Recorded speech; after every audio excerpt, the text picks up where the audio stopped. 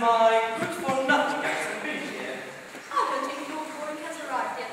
Why do you call Lord Goring Mr. Notting? Because he leads such an idle life.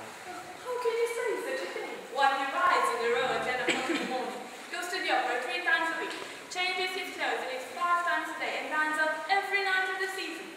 You don't call that living an idle life, do you? You're a very charming young lady. I won't see the predecessor, Lord Caversham.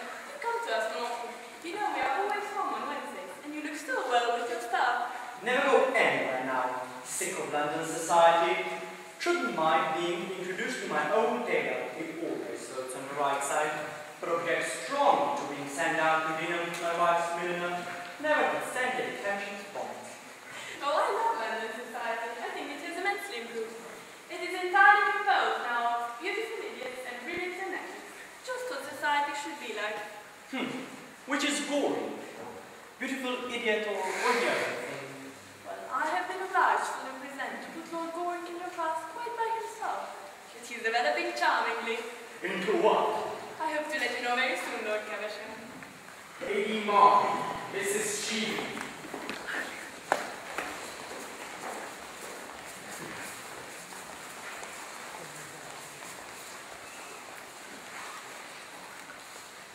Good evening, dear Gertrude. So kind of you to let me bring my friend to Miss Sheep. Does a charming relation know each other? I think Mrs. Sheehy and I have met before. I did not know she had married us any time. Oh, nowadays people marry as often as they can, don't they? It is most fashionable. But haven't really met before, little children. I can't remember where. I have had to leave them for so long. You were at school together, Mrs. Sheehy? Indeed. I have forgotten all about my school days. I have a vague impression they were detestable. I'm not surprised. Do you know, I'm quite looking forward to meeting your clever husband. Since he has been at the Foreign Office, he has been so much hot for you, Vienna. They should succeed in spelling his name right in the newspaper. That in itself is spread on the continent. I hardly think there will be much in common between you and my husband, Mrs. Sheehy. Ah, Chairman, I'm please. I have not seen you since Vietnam. Not since Berlin, Vicomte. 5 years ago. And you are younger and more beautiful than ever.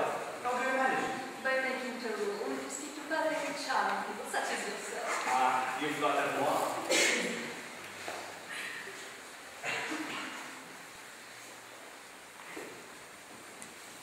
Good evening, Lady Martin. I hope you brought Sir John with you. Oh, I have brought a much more charming person than Sir John. Sir John Stanford, since he has taken seriously to politics, has become quite unbearable. Really, now that this House of Commons is trying to become useful, it does a great deal of harm. I hope not, Lady Martin. But who is this charming person you've been kind enough to bring to us? Oh, her name is Miss Shively. One of the dolls in child Shively, I suppose? But I really don't know. Families are so mixed nowadays. Indeed, if there's a rule, everybody turns out to be somebody else. Miss Shively. I seem to know the name. She has just the right probably. Ah, yes, I think I know who you mean. Oh, she goes everywhere now, and has such pleasant scandals about all her friends. Let me introduce you. My dear, Sir Robert Tutor is dying to know you.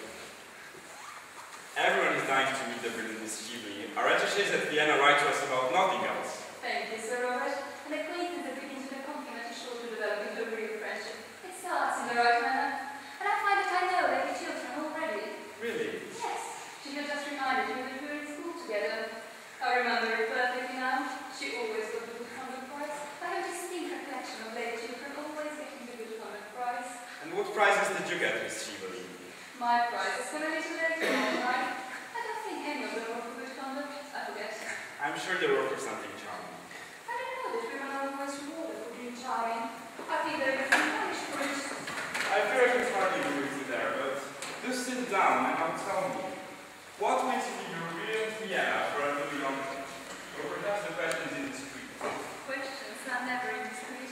Answers sometimes are. At any rate, may I know this politics of pleasure? Politics are my own pleasure. You see, nowadays it is not fashionable to flirt at one is 40. Or to be romantic at one is 45, so we will be before under 30. Or so we are. Have nothing left to us but politics and philanthropy. I prefer politics.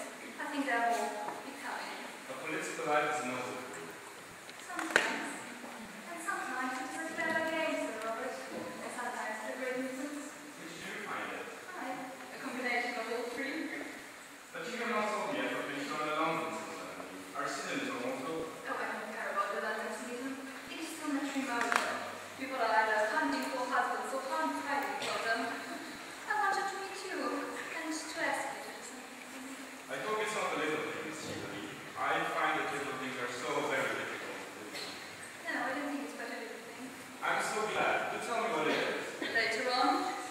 And now may I walk through a beautiful house. I hear your pictures are charming.